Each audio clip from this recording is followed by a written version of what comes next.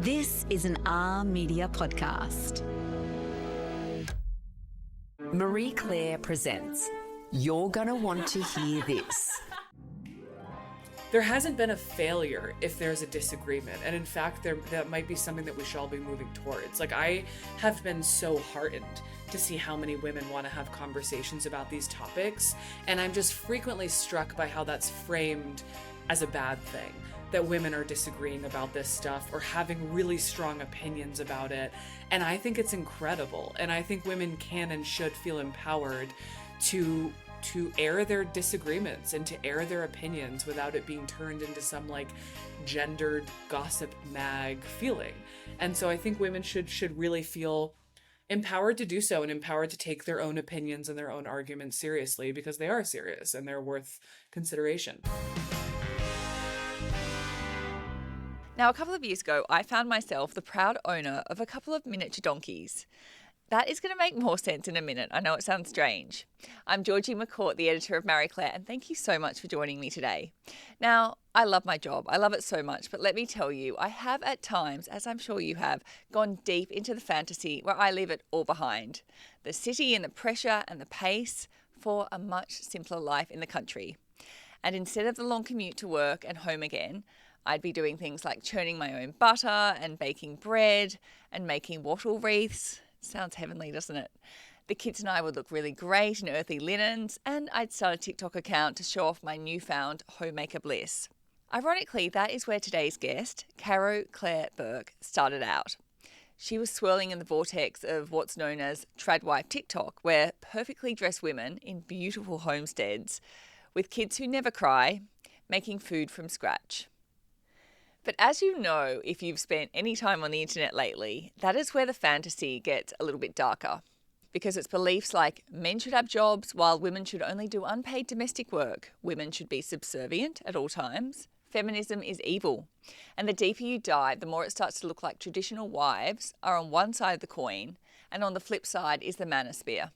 It is no surprise that Caro Claire Burke's novel Yesteryear, which is about a successful American Tradwife influencer who one day wakes up in the brutal 1850s, has been an absolute runaway hit. Because I think for so many of us, somewhere in the squeeze of demanding jobs, crushing mortgages and wanting to be good parents, trying to eat enough protein and worrying about our own parents, it can feel like there's not a lot of choice or freedom left.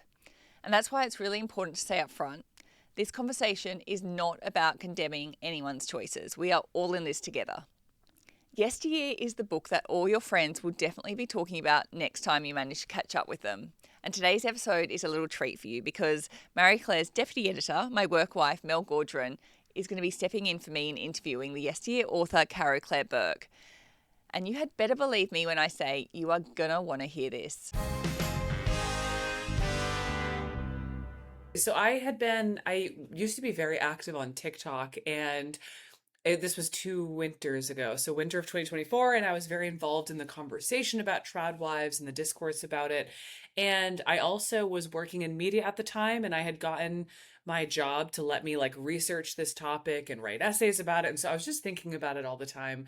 And then, I really woke up one morning with the elevator pitch for the novel and the title. And I had an agent already. And I reached out to her with the idea, and I just said, this feels kind of weird.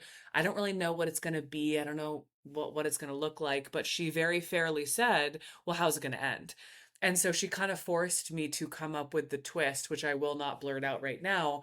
But so I basically knew how I wanted the story to end, but I didn't know anything else about it. I didn't know it was going to be satire. I didn't know it was going to be thriller. I just knew I was going to start writing towards the end, and that's basically what I did. Did it come easy, or was it oh my God, what have I got myself into? It was pretty terrifying. It came quickly, but it didn't feel easy, if that makes sense. Like I wrote it quickly, but I felt pretty terrified the whole time, and I had no clue if it was working. Like, I never thought that it was going to be commercially successful. I thought it was like my weird little freaky novel. So I really had no clue if it was working. I just woke up and would write a lot every day. So I know you weren't trying to actually write about Tradwives. You kind of like downloaded TikTok for fun and kind of fell in. So what was the first, like, what was your first um, response to them? Were you like, oh my God, or this is a whole world? What's going on over there? I remember being surprised by how interested I was in it. Like I remember I was almost immediately served these videos and I remember being like, I shouldn't find this appealing, but I do. And that was You shamed yourself. yeah, honestly, I was like, why do I want a honeybee oven? Like this makes no sense. Like I have like a master's degree. And I really I think that was why I mean, I think my first ever video was me basically being like, why am I obsessed with this? Why am I on Zillow looking for chicken coops? Like this is not my style. I'm secular, I'm liberal, all this stuff. And so I think that that was why I became interested in it because it felt like such a contradiction. Did you ever come to the conclusion of why were you so interested in it? Because it is a constant fascination for women, don't you think? Yeah. Yeah, completely. I mean, for a million reasons. I mean, I think the visuals are, first of all, beautiful. It's like you're looking at these rolling fields and these beautiful women, and their children never cry. And even if they do cry, they're like beautiful tears. And the houses are like simple but beautiful. And there's almost this glitch where it feels attainable, where you're like, oh, I could, I could live in this kitchen. And of course, you don't realize that it's like $1 million kitchen. So yeah, I mean, I think it was just appealing. I was working a media job at the time and writing in my free time and like dog walking and all this kind of stuff. And it kind of looked like an escape. What kind of research did you kind of go down, the rabbit hole of doing a whole heap of research on Tradwives? What did you actually do? Yeah, I mean, there were so many different buckets of research. I mean, one of my favorite fun facts about this whole topic is that the term tradwife was coined by men. It's a term that like men have come up with to basically describe a woman who doesn't exist. It was coined by incels who are, involuntarily celibate who were describing the type of woman that wasn't in their own lives, like a woman who always did everything with a smile. And so, yeah, I did all kinds of research. Yeah, like I looked into tradwives and high control religious groups and homesteading and all that jazz. And then I think when I was writing Yesteryear, you've read it and I've written it, but for anyone who, well, who hasn't, keep it spoiler free. But Yesteryear is a book about misinformation, and I think that's clear from the very first page. And so I had to take all that information and then decide what to do with it. So like, there's a lot of misinformation in the book. There's a lot of historical inaccuracy. There's a lot of like facts that I warped or quotes that I miscited, and that was all intentional too. Great. And I think that that's what makes it so interesting is that you've got this character of Natalie who is detestable, like she's hateable. And I actually love that. I love that from a point of view of you very rarely see a protagonist in a book who you can't, somehow there isn't some moral story where there's some lesson learnt, and then you feel that she's moved on and she's learnt lessons, and then you've taken that away, whereas she doesn't have any of that. And I really love that. Was that intentional? Yes. Well, I didn't intend to write Natalie, but as soon as I found her, yes, I knew. I mean, I just wasn't afraid of the whole unlikability thing. I'm not interested in that. I know other people are, and that's your own. I mean, every reader goes on their own journey, and God bless on your journey. But I just don't care. I love unlikable women. I love reading them. I love watching them. And so that wasn't a concern for me. But one thing I did know that you kind of lean towards is that there is this expectation that people change and that they learn lessons. And I knew that Natalie wasn't going to be that kind of person. And that was almost more scary to me because I was like, oof, that's really going to piss readers off. But it just was the book I was going to write. And I just thought, people they're going to roll with it if it works for them. And it worked for me. I like the fact that well, Natalie, she's so ambitious, she's a city, she's an Mhm. anti-hero, which I don't think that there's a word for women protagonists in a similar way that there is for men, like unlikable female characters. Were you aware of that when you were writing? Yes, I was. I find the conversation always to be a little disappointing, but it doesn't surprise me. I mean, I've been I've been a witness of literature for much longer than I've been a participant of it as an author. Like I went to grad school. I'm a vehement reader. I'm a like a student of the publishing game, and so I knew that that would be a conversation. And I just again I don't find it interesting, and I think it's pretty misogynistic. Like I think you're right. We don't talk about that with men. We have all kinds of male characters. Walter White, Tony Soprano, The Dark Knight Rises, American Psycho. Like we have so many deeply famous male characters who are reprehensible. Yeah, and loved. And loved. Not, and they're allowed to be, and they're allowed to be that kind of thing. I like you said, this is one of the quotes. I love your writing. Your writing is so like Oh, you thank nail it. you. You just nail it every time. Like how when you're reading a book and you go, yes, yes, she pisses me off as well. But there was a quote that you said about angry women, where she says, "A voice." This is Natalie. "A voice in my head echoing softly. America hates angry women. The Lord hates angry women. You hate angry women. Do not be an angry woman." Like Mm. what? Like I feel that is such a sign of the times. Yeah, completely. I mean, it's one of the many ways in which I feel like the commentary around the book is so meta for the book itself, because the book is about angry women. Natalie's angry, her followers are angry, all the women are watching one another, they're all judging one another, they're all surveilling one another and policing one another. And I do think, I mean, I see that all the time. Like, even this is a very small example, but like, Yesteryear has only been reviewed by women. Tradwives are only discussed by women. I've yet to see a single man write an article about a tradwife. It is seen as like women's issues are women's issues and men's issues are everyone's issues. And you see that again and again. But also this tradwife stereotype is also always put forward as the happy place for the world, like it's like Hmm. the even I mean even in Australia, like anything that's put forward about, oh, women who are great, they're usually a mother with a beautiful child, and they're usually and this is the answer to save Australia from economic doom, is to pump out Oh more yeah. kids. And The birth rate. yeah, the birth rate. If only women, would just cotton on to how to save the world. Mhm. This is it. But you must be so destroyed to see that kind of rhetoric just going on in America all the time, and so amplified. Yeah, it's ridiculous. I mean, I think part of why Yesteryear ended up being what it was, and again, I didn't know that it was going to go this way, but I when I look back at why I wrote it the way that I did, I feel like so much of what's taking place right now feels absurd to me.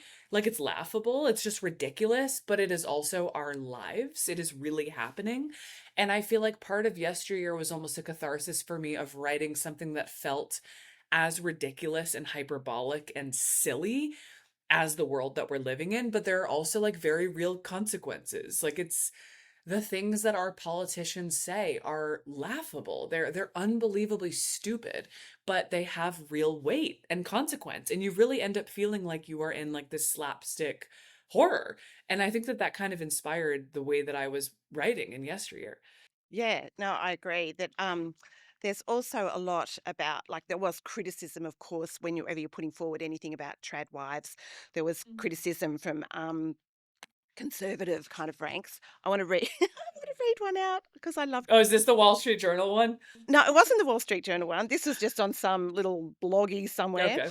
Um, it felt like Yesteryear really came from somewhere deep inside the author. Caro Claire Burke had some feelings of envy and hatred towards this Ballerina Farms woman, and those feelings congealed into this hateful and but intoxicating novel. What do you say to that? First of all, thank you for calling my novel intoxicating. I appreciate that. Um, I love your glass half full there. yeah, I think that's really funny because I think that if I was envious of like an influencer account that runs a CPG company, I probably wouldn't have become a novelist. Like I feel like I'm pursuing a pretty different lifestyle. I think it's also funny because I've seen some of these articles and they very rarely acknowledge that I am married and pregnant. And I think that they ignore those facts or don't know them because they really complicate their description of me. It's very easy to be like, oh, this is an angry feminist and this is the angry feminist book. But I think when it's like, oh, this is an angry heteronormative feminist who's married to a man and having a baby, it's much more difficult to pin it down. So it's kind of funny. How dare you? How dare you not fit the stereotype? What were you thinking, Caro? I know I have to dye my hair. Where are you up to with the pregnancy? I'm 7 months. Oh my God. How's it been?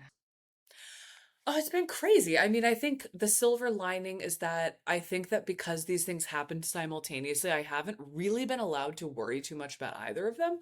Like, I was on tour all throughout my second trimester, and I will be touring through my third trimester. And so I think it has kind of been almost this like balm for anxiety where I don't let myself doom scroll. I don't seek out, negative reviews or anything like that. I let that just exist on its own. And the same with the pregnancy. I don't like seek out anxiety inducing stuff. I'm just like, I have two things to do every day. And that's kind of what I focus on. Yeah, yeah, yeah. Busy women get shit done, and then they don't have time for those Exactly. voices in their head. Exactly. It's been truly a blessing. I really hope you're enjoying this conversation as much as I am. Marie Claire's deputy editor, Mel Gaudron, will be back in just a moment with the criticism and the conversations Caro Burke's Yesteryear has provoked. And trust me, there has been a lot of conversations from this book. Oh, and also more on those donkeys in a bit.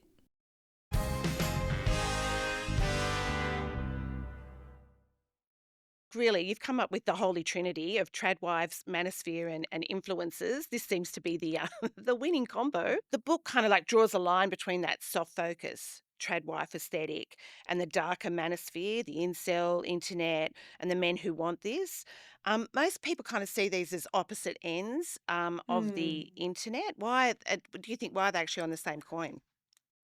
I think that they are mirror worlds. I think the rabbit hole of becoming a tradwife is basically like the online doppelganger of the manosphere. It's these internet conspiracy theory forums that are all about returning to your gender role, and like, so for women it has to look soft because women are meant to be soft, and for men it has to look hard because men are meant to be hard. And so I think maybe the aesthetics can look contradictory because one is this guy, looks maxing or whatever the hell, and then one is like a woman, taking delicate care of herself, but they are meant to be like a perfect symbiosis, and they follow the same routine. It's a bunch of grifters, it's a bunch of influencers who are trying to sell you a class or an overpriced bag of flour or whatever, and they're selling it to you with the promise that you will reach your gender,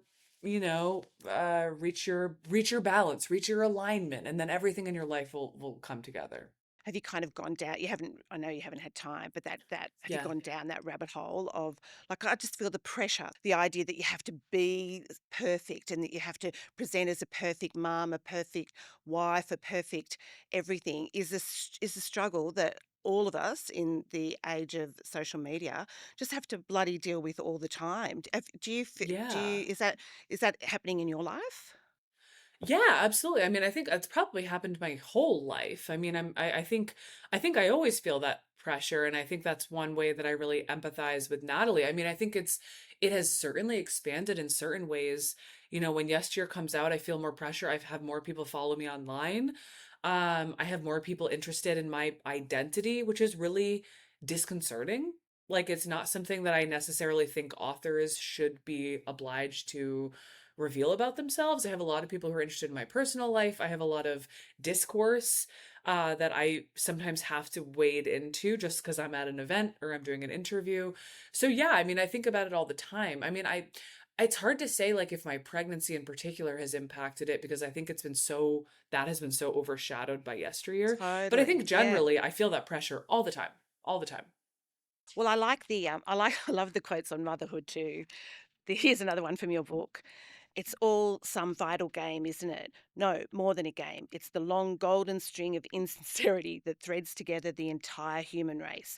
A shared agreement between women to insist back and forth in endless conversation that this thing we spend our whole lives preparing for, this thing we were born for, is anywhere close to what we thought it would be. I love that. Like Mm. it just nails it, I reckon, and surely you've heard that as well. That would nail that for just as much for conservative women as liberal women. Yeah. So much of this book to me, I think, goes beyond the political binary. And I think that both whether you're conservative or liberal or religious or not religious, like I do think that there is a certain vision of motherhood and of wifedom that you are told as a child that is just so watered down. And the circumstances can be different depending on your, on your upbringing. But yeah, I think it's quite disillusioning. And I mean, the most obvious example is giving birth. We're not taught anything about that. We're not given any information about childbirth, about the postpartum experience, anything like that. And I think it comes as a shock for a lot of women. How does that how does that feel for you writing Mhm. that when you're on the verge of of becoming a mother? Of being a mother. Yeah. You know, I don't know if this makes me sound crazy or not, but like it doesn't really make me feel much. Like I think I have been so clear, like Natalie, I think here's what I'll say. I think because this wasn't the first manuscript I'd ever written, this book is not autobiographical in any way. Like this was truly fiction. And so I think I've always known that I wanted to be a mother. And so I think my relationship to children is so different than Natalie's that it never felt crossed over in that sense. And I think I also, because I'm so interested in politics and in feminism, I also think like a lot of the realizations about how we treat women and how we deny them care are things that I have already been very interested in. I am sure that there are a million ways in which I will be confronted with this in a more like gruesome and real way. I You'll be believe like, that. what I wrote is true. What I wrote is Yeah, true. exactly. Yeah, call me in 3 months and I'll just Yeah. pick up the phone sobbing. But no, I think it doesn't scare me. I think I'm pretty clear-eyed about the way that we kind of deny women like autonomy and support. And so I also know that I'm like luckier than most women. I'm in a position of privilege. I have health care. I have a supportive partner, and a lot of those things will make it easier. Yeah.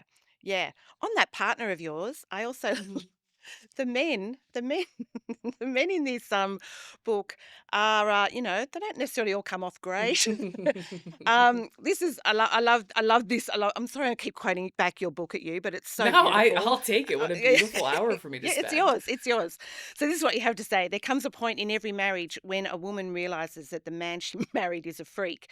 This is inevitable. It cannot be avoided. The only real question in the matter is what type of freak your husband will be. Meaning, if you are lucky, you will find out your husband is into vintage children's train sets, and you will not find out that your husband pays high school cheerleaders for sex. Important. That is the best we homemakers can hope for in this life. A man whose freakishness is not unspeakably violent or technically illegal, and therefore is something we are able to bear. I love it. What did your husband think of that line? Oh my God. What did he think of that line? I mean, I think the funny thing about that is that like if he is Caleb, then that would make me Natalie. And like that's not acceptable. Do you know what I mean? I mean, I think he thought it was funny. Like I think in the same way that my relationship to mother is so different, my marriage is quite progressive. And so I think he thought it was pretty funny. Like I think he was pretty like shocked at how different this book was than what I had written in the past. Is probably my answer. Like this book has a real edge to it. Like it's a real knife. And I think he hadn't seen that in my writing. So I think he was more like, "Oh, I didn't know you had that dog in you." You're like, Than oh thinking my about himself. God. But I will say he's the vintage train sets type of freak and not the Oh, base is he? I was going cheerleaders to for say, have you sets. found his freak? And clearly you have. Yes, yes, yes, yes. He's quite healthily freakish. Oh, good, good, good, good. I'm so glad he's not the latter of the, yes, having sex with cheerleaders. So, yeah, I'm glad that the Not marriage yet. is working out. Yeah. Can you keep us updated on that? Yeah, we'll see. We'll see. I'll call you in each year.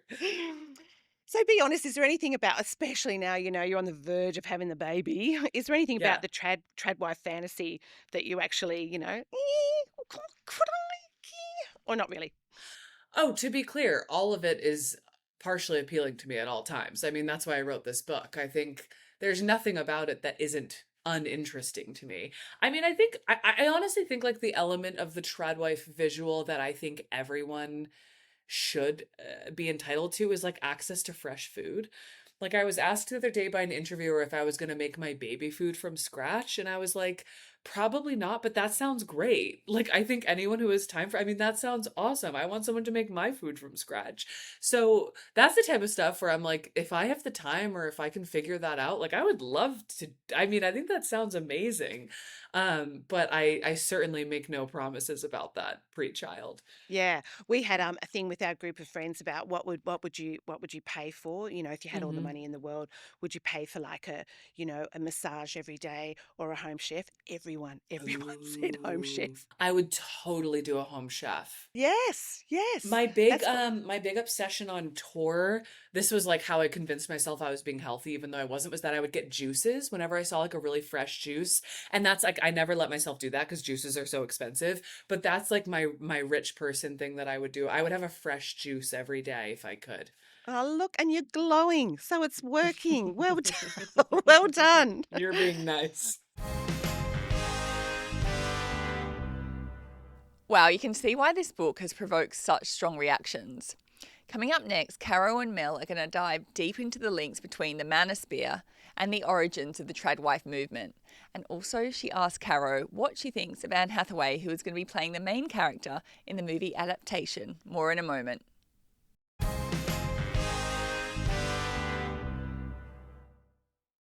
Fill me in about the film. Tell me about how this actually came about. What, yeah, Anne Hathaway, hello. Yeah, it's super exciting. She in okay, I'm like not good at talking Hollywood, so I might not be using the right terms, but basically she and her production team bought the rights to the film in partnership with the studio Amazon MGM. So they bought it together. And they did that 2 years ago. So it was actually a while ago. It was right after I sold the rights to the book, like for publishing, we rolled right into film rights. And so that was 2 years ago. So yeah, I mean, it's unbelievably exciting. That's another element of this that like I still don't fully believe, but she's a genius and It's like the the team baby is cooking. totally. I'm like, oh, yeah, right. I don't believe any of this, but yeah, she's a genius. The people working on the film are a genius. We have a script in the works and it's so cool and exciting. It's great. Have you spoken with her? You've met with her? Yeah, I've spoken to her a Oh, few you're times. Yeah. besties. Unreal. Yes, we're besties. Yeah, we're besties.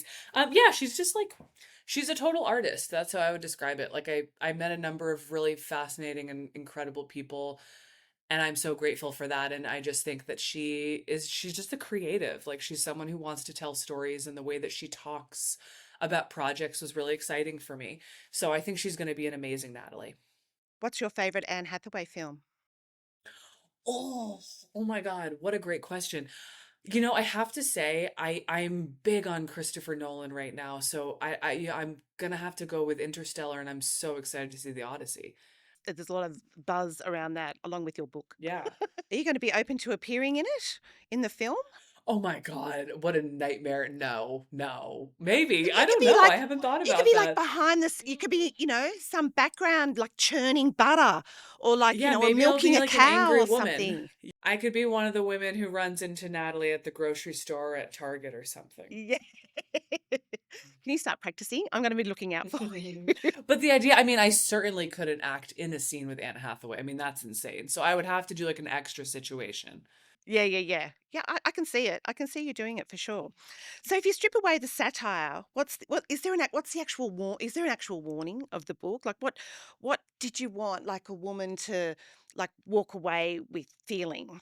I don't think that there is a single lesson. And I think that's part of why this book has driven so much debate. I think people like really feel free to come to their own conclusions. And I think that like again, I don't know I don't know how intentional that was. I knew when I was writing the book that there wasn't going to be like a clear moral to the story. There isn't like a single bow wrapped, but I don't think I realized how effective that would be in driving conversation because I think you really start to see people like reflect their own life experiences and their beliefs and their ideologies with what they think the book means or with what they think the solution is. So, no, I mean, I think that there were certain elements of hope or like a certain feeling that I had at the end of the book, but I didn't really have I don't think there's one feeling for a person to take away because it's so dependent on your positioning in the world.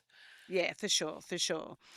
So you kind of like you went looking for the worst of the internet to write this book, like the Manosphere, the comments, Mhm. the the how it's all rigged to the performative aspect of it. So are you more worried about women or are you more worried about men? Ooh, what a prisoner's dilemma. I God, that's a really good question. I think I think that in a more immediate sense, I'm more worried about women because the consequences have already been laid flat. Like we've already, I mean, we lost Roe v. Wade, and that's already, I mean, there have been immediate consequences to that. People have lost their lives. But at the same time, you know, the men having their little nervous breakdowns has led to obviously their own consequences. So I guess it's two sides of the same coin. I think right now I would probably say women, but I think that might be naive. And I guess I don't see a solution for the men. I think the men have to like figure out how to get over themselves or, you know, because like the only solution that they're suggesting is that we go back in time and we're not going to do that. So I feel like I'm more interested in the women's conversation for obvious reasons. Clearly you're right because women are engaged in this book and the conversations Right. that it's bringing to the surface, and we thank you so much for that. It's the perfect, it is really the perfect book for now. It is that holy trinity of of the manosphere, of the internet, of influencers, um, and hence it's just it deserves all the praise that it's Oh, getting. thank you. Yeah, I'm sorry for being so sucky at the moment. No, I'm loving it, obviously. Yeah. So this show's called You're Going to Want to Hear This. So if women take one thing from you today, one thing you need for them to actually hear, what would it be? There's nothing wrong with disagreement. I think so much of the conversation about this book has framed it as like this book is divisive and women are polarized, and I think that that's again something we only do with women. I think women are allowed to disagree. They're allowed to have arguments. You're allowed to voice your opinion about things, and you're not being catty for doing so, and you're not there isn't like it's not there hasn't been a failure if there's a disagreement. And in fact, there that might be something that we should all be moving towards. Like I have been so heartened to see how many women want to have conversations about these topics. And I'm just frequently struck by how that's framed as a bad thing, that women are disagreeing about this stuff or having really strong opinions about it. And I think it's incredible. And I think women can and should feel empowered to air their disagreements and to air their opinions without it being turned into some like gendered gossip mag feeling. And so I think women should really feel empowered to do so and empowered to take their own opinions and their own arguments seriously because they are serious and they're worth consideration. I completely agree with you. And that is an excellent tip to end on. Thank you so much, Caro. You've been absolutely amazing. We've had Thank you. a great buzz. Thank you so much. Wow, there is so much to unpack there. And I think the biggest thing that we need to constantly remind ourselves, and I know that I need to always remind myself of this, is that what we see on social media does not always reflect reality. I know what I upload to my own Instagram account is just like a tiny little, it's just the glamorous bit of my life, which is mostly chaotic and messy. So just remind yourself that what you're looking at on social media, it's not reality. It's what we put out to the world. Now, quickly about my donkeys. While I am not a tradwife and I don't plan on starting a tradwife TikTok or anything like that, I did have a fantasy of moving to the country. And 4 years ago, I moved there. And my dream was that I would look out my window and I would look at animals. I'm on a small acreage, so the only animals that really fit on a small acreage, other than chickens and ducks and things like that, are miniature donkeys. So I got two. There was a 2-year waiting list. So I waited patiently for almost 2 years. And they finally arrived about 2 years ago. And they make me so happy. So I do think there is something in this fantasy of country life and the air and the animals, and it's definitely made me happier than I've ever been before living out in the country. Now, if you've read Yesteryear, I'd love to know what you think. I absolutely loved it. And if you haven't, definitely put it on the list. You can go deeper on this topic and others at marieclaire.com.au, and we are busy making more episodes of You're Gonna Want to Hear This, and we'd love your support. Hit follow in your podcast app or search for Marie Claire on YouTube and hit subscribe so you never miss an episode. Thank you so much to Yesteryear author Caro Claire Burke. I know how busy your schedule is and we are so grateful that you've given us your time. And also, of course, to Marie Claire Deputy Editor Mel Gaudron for that fascinating and hilarious chat. I'm Georgie McCourt and I'll see you next week.